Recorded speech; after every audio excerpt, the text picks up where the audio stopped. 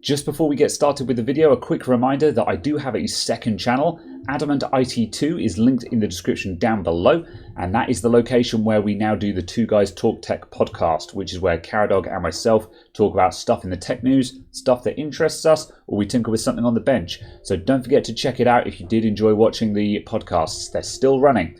Thank you very much, and I'll see you in the video. Bye.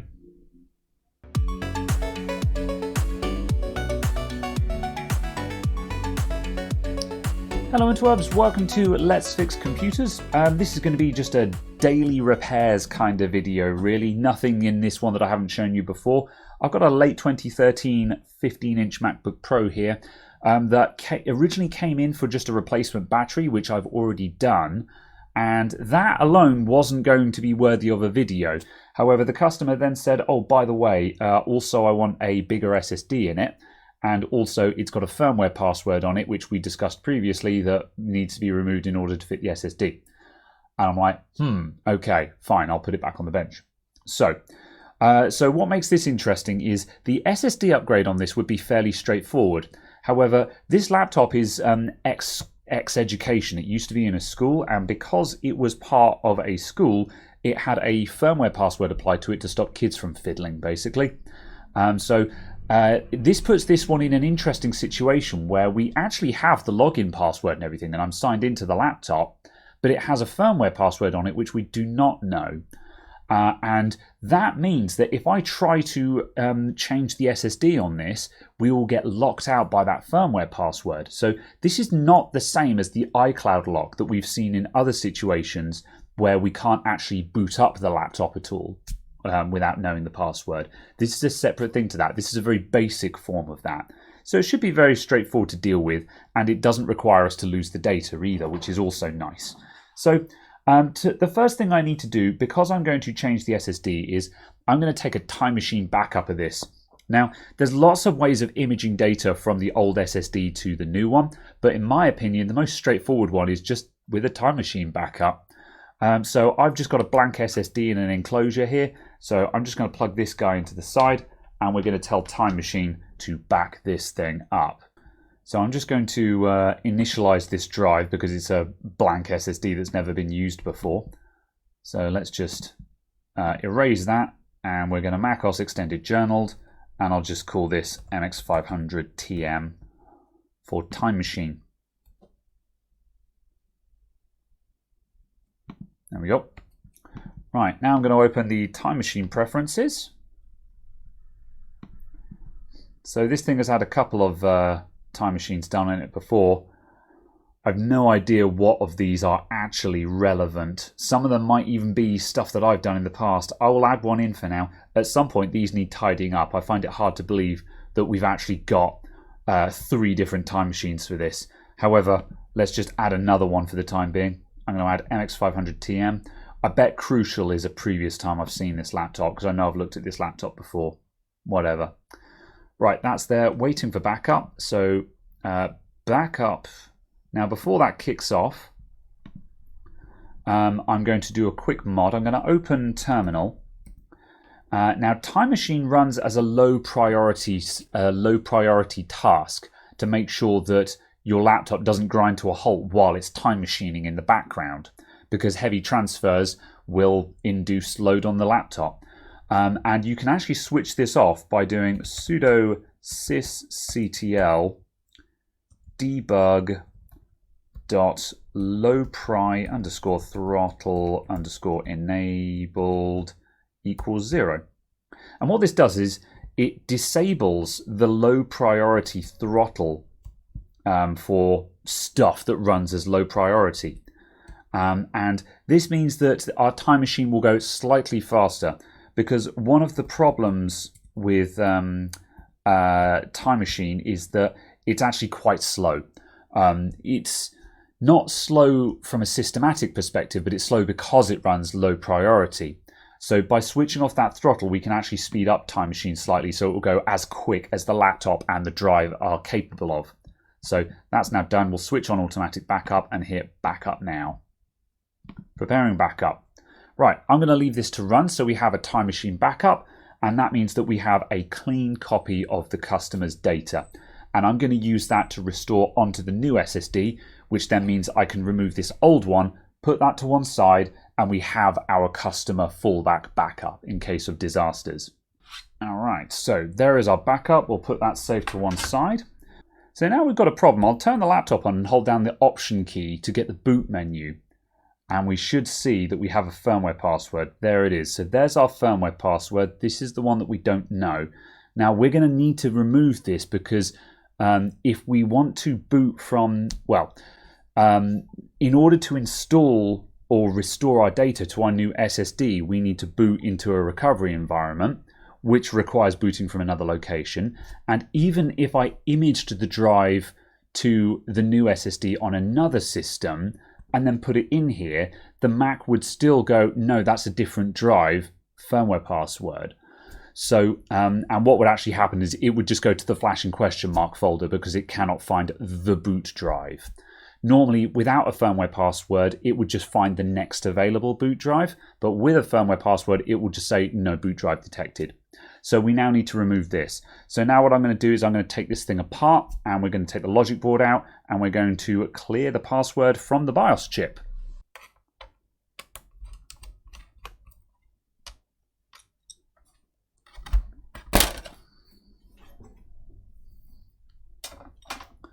There's the nice shiny battery that I put in the other day, which, just for anyone who's interested, is a NinjaBat brand. I'm not affiliated with them in any way. However, so far I've not had a single bad one from them. So at the moment they are very much my choice of battery, just purely because I haven't had a single bad one. And yeah, that's pretty good going. Third-party batteries are always a roll of the dice in my experience, so having any brand where you haven't had a single duff one is pretty good. And the EFI chip or the BIOS chip, whichever, it's technically the EFI chip, but BIOS and EFI are used interchangeably. It's on the back of the board, so we've got to take the logic board out now, so I'm going to start removing things. Here's our old SSD. I guess I'm not putting this back in. Either way, I'll put that to one side because as soon as we've reassembled, we're going to be going straight in with the new one. So yeah, we'll cross that bridge when we get to it. And let's see, for minimum, I'm trying to remember if I have to take this second board out. I don't think I do. I think I can actually get away. That needs to come out. Yeah, we've definitely got to take the fan out. Fast forward, let's go.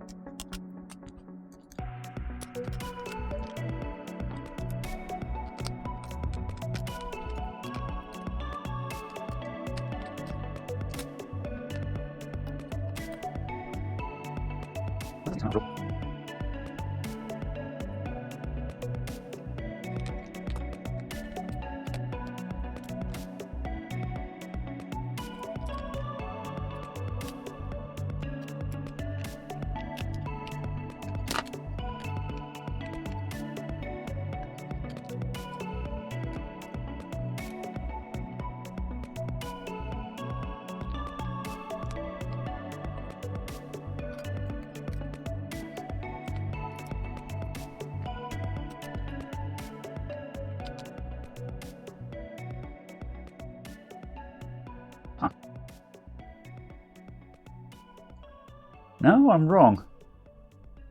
That is the EFI chip. I had a suspicion that it was supposed to be there. However, this doesn't have markings on it that I recognise. But now I look carefully at the number. Yeah, the number on the chip is a 25Q, which is a SPI flash ROM. Oh, okay, yeah, that is it. I was looking for a WSON 8 chip, and I was not seeing it where I was expecting, so I was like, oh, it's probably on the other side of the board from there. Doesn't matter. I might have been able to take this out in situ, but not a good idea. So I would have it would have been better to take the motherboard out anyway. Anyway, let's remove this chip. And another thing I've noticed as well is one of our standoffs has come off of the board. So I should fix that while I'm here. That's not a big deal to fix, so I'll do that while I'm here. I spotted it and I was like, am I going to do something about that? That's not what the laptop is here for.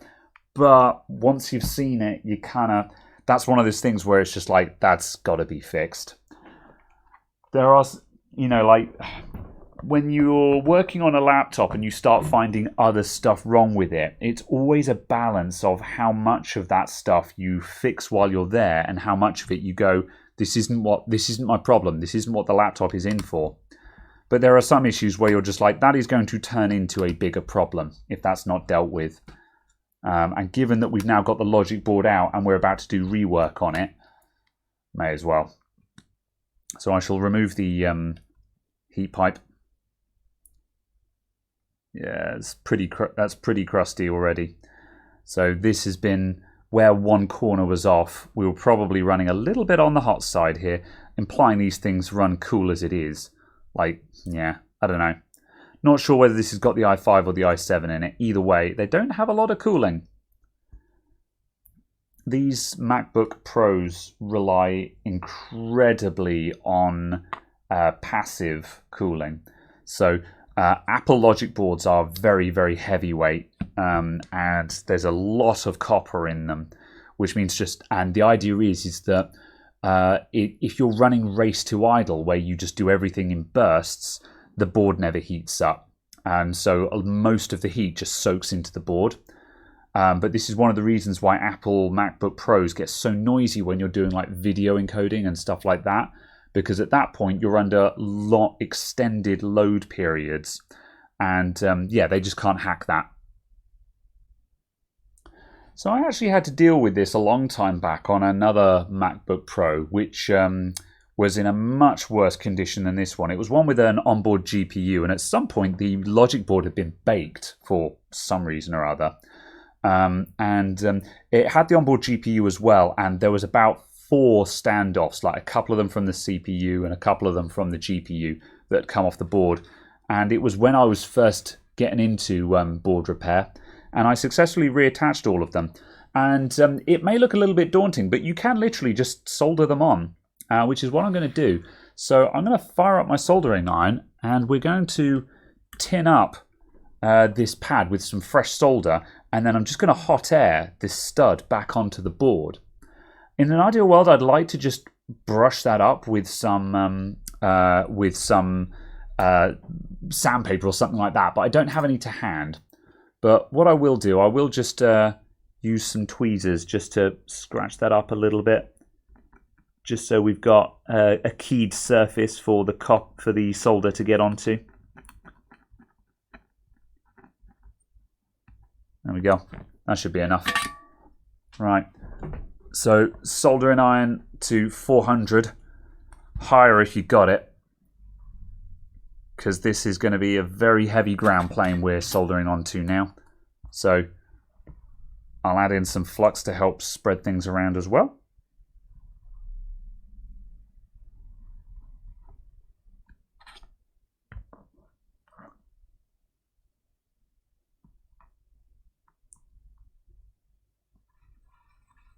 Oh, easy, easy. It's probably too much. It's a little bit heavy at the bottom now. I can feel the weight of the board under the soldering iron. It feels like you're digging into ice cream instead, because the bottom of the solder ball is cooling and going hard, so you can feel drag at the bottom of the tip instead of just the entire lump of solder being molten. So we've got a little bit of extra there, but that's fine. We're now going to hot air that down, and the excess will all just go, and we'll then just wick that all away. So I'm going to stick you on there. Just get that lined up.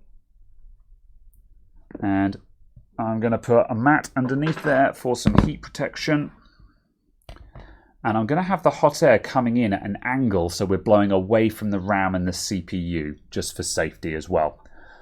450 degrees C, maximum airflow. Let's go.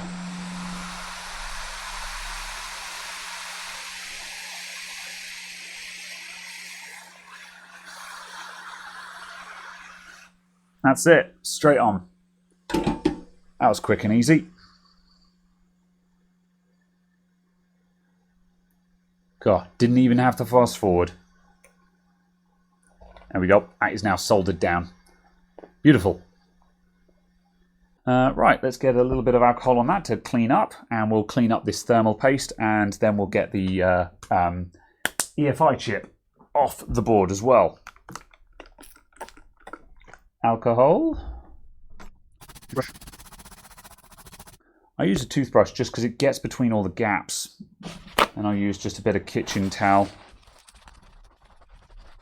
And now for this thermal paste, I've found that it's a lot more effective to spray your alcohol onto the kitchen towel that you're using than directly onto the chip. I do sometimes spray onto the chip as well just to start softening it up, but that's, as I say, I don't feel like that's actually very effective. It doesn't harm it, it just doesn't seem to actually do much.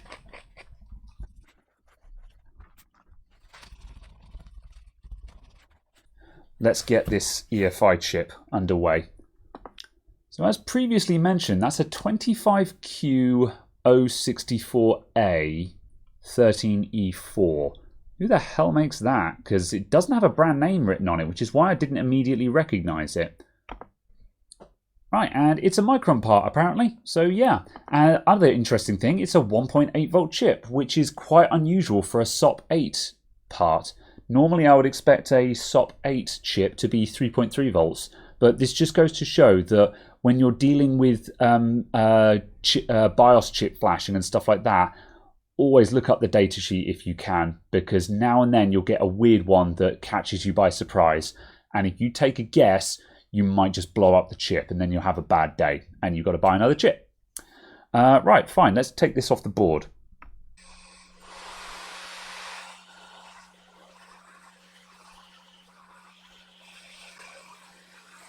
Come on, there we go. And today I'm going to be programming this in my RT809F. And in case people are wondering, oh, why aren't you using your CH341A? Just simply because this has a cable on it, basically. The programmers don't make much difference to me personally. If they do the job, they do the job. But the RT809F is very convenient for filming with because it's on a nice little cable.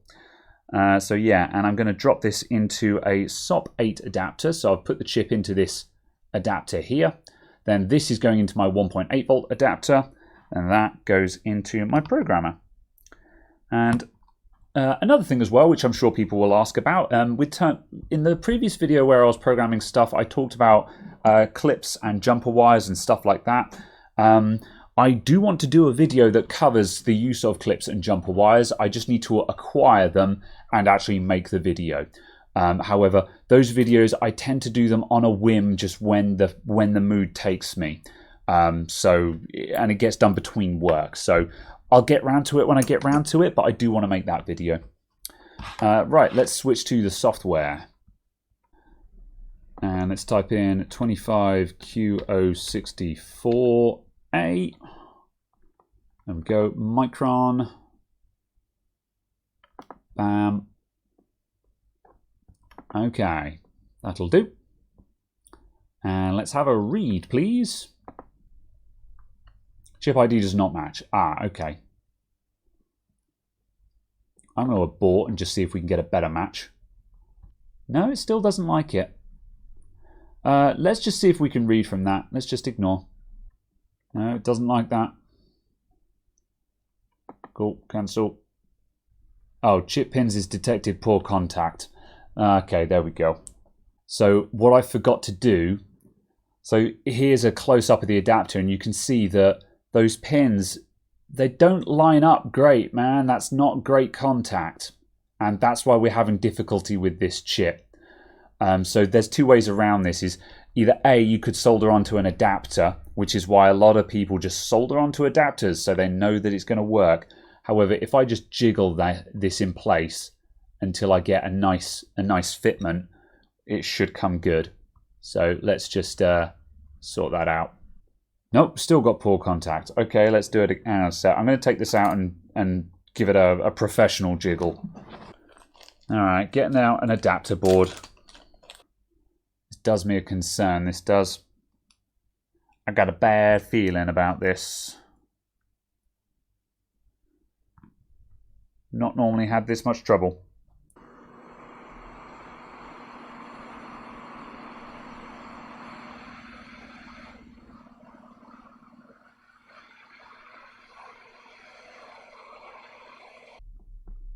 Something's up with this, man. I don't like this at all.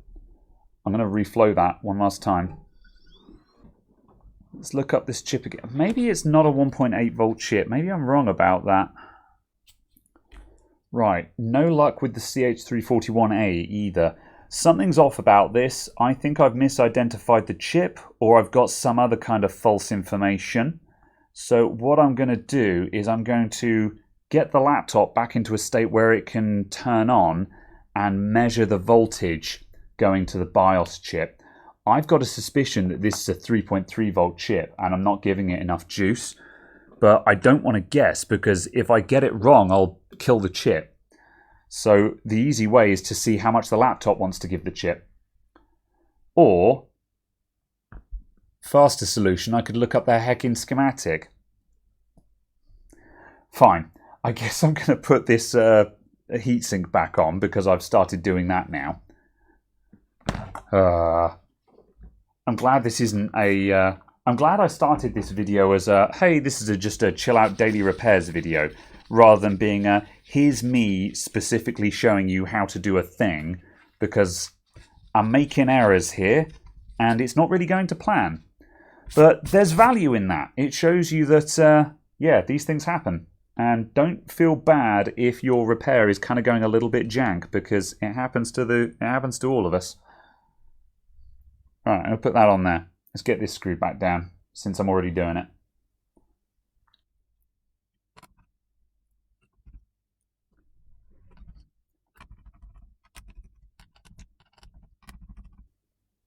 So the board is an 820-3662A, which is written very faintly in the bottom left here. So let's look that up.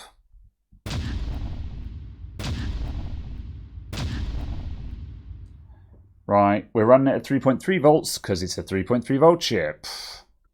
Auto detect. Thanks a lot, you bastard.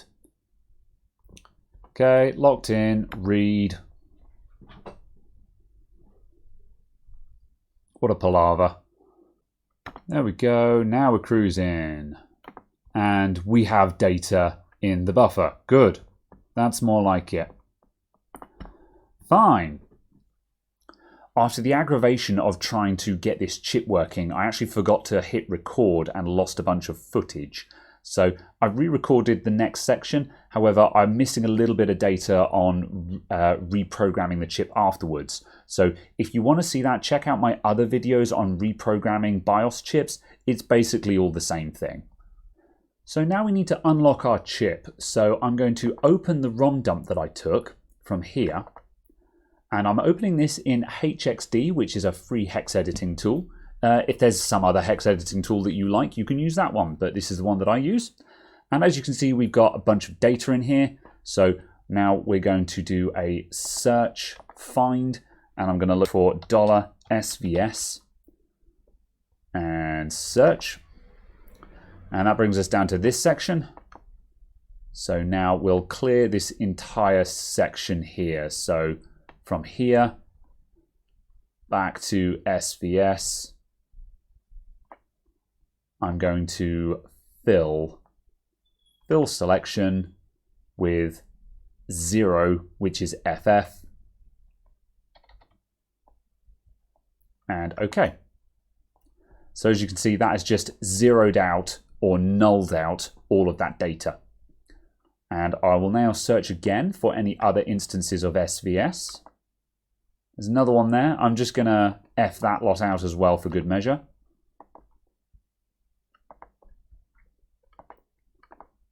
And anyone else. Find again. That's our lot. There we go. Okay, so now let's save as. And I'm going to save that as the same file name, but underscore unlocked. Now I'll write that data back to the chip again, and we'll be good to reassemble. So now let's get our SSD installed. So I'm going to be replacing the Apple SSD with this Crucial P2. So this is a 1TB SSD. I'm aware that the P2 is not the fastest SSD money can buy. It's plenty good enough for this installation. So in order to fit one of these in, I'm going to use this adapter here. Now these adapters are really heckin' cheap. This is just a it's just a MacBook Pro to N. I don't know how to call it. A MacBook Pro to M.2 adapter. If you just search Amazon or eBay for Apple M.2 adapter, you should come up with one of these. And man, these things changed my world. For the longest time, I thought that you had to use an Apple SSD in MacBooks and MacBook Airs. However, and I saw one of these, and the first time I saw one was actually in a customer laptop with an NVMe drive on it. And I was like, no, it's not that simple. And it's like, yeah, it totally is. This thing is completely passive. It's literally just a pin-to-pin adapter. There's zero reason for Apple not to have been using the M.2 connector. But Apple's going to Apple, you know. So at any rate, you want to get yourself one of these. You put your M.2 drive in it like that. And hey presto, now you have an ordinary M.2 drive in your MacBook Pro. And you don't have to pay the stupid Apple prices for SSDs. And you can have 1TB of storage in your MacBook. Bam, done. That's it. Right, that is all fitted up. So I'm going to put the back panel on this and we're closing up now. I'll turn it on and hold down the Option key again, which will give us the boot menu. There we go. Right, it has come up with macOS just because this SSD isn't fully blank. I stored some data on it before using it in this, which is why that's appeared. Normally this would be an uninitialized SSD, which is completely fine. For the purposes of installing stuff, it doesn't actually matter. So in any case, I'm going to connect up our Time Machine again, and we should be able to boot from that. Although Time Machines can have a mind of its own. Yes, it is going to let me boot from that. Perfect. So this is great because it means that we can boot from exactly the same version of macOS that was previously installed. So the nice thing about all of this as well is that because we've got the old SSD here to hand, if there's any problems with anything we're doing here, all of the original state of the laptop is just here on this SSD, and I could just put that back in just to revert everything if I wanted to, which is very convenient. English UK. And firstly, I'm just going to quickly disk utility and just clear the disk a second time. Just because there's some stuff appearing there. I could have sworn I cleaned this disk before putting it in this laptop, but fine. Let's clear it a second time. There we go, that'll do. Right, let's go reinstall, no, restore from Time Machine backup is what I want to do. Continue. And select the Time Machine, and the most recent backup is the only one. Put it on our new SSD. Erase it again, sure. There we go. Right, and I'm going to leave that to run. Right, and after a restoration and a reboot, we're now just going through first run again. And then that's basically us done at this point. There we go, and look at that. We've landed exactly where we were the last time we shut down. And now in About This Mac, as you can see, we've now got 1 terabyte of storage under the main drive. So thank you for tuning in, everyone. That's all I got for you today. As always, my support links are down in the description below for Patreon, Discord, Twitter, and Instagram. And if you like the video, don't forget to hit the thumbs up button because that tells YouTube that you like this content and it helps me out as well. Thanks a lot, everyone. I'll see you in the next one. Bye for now.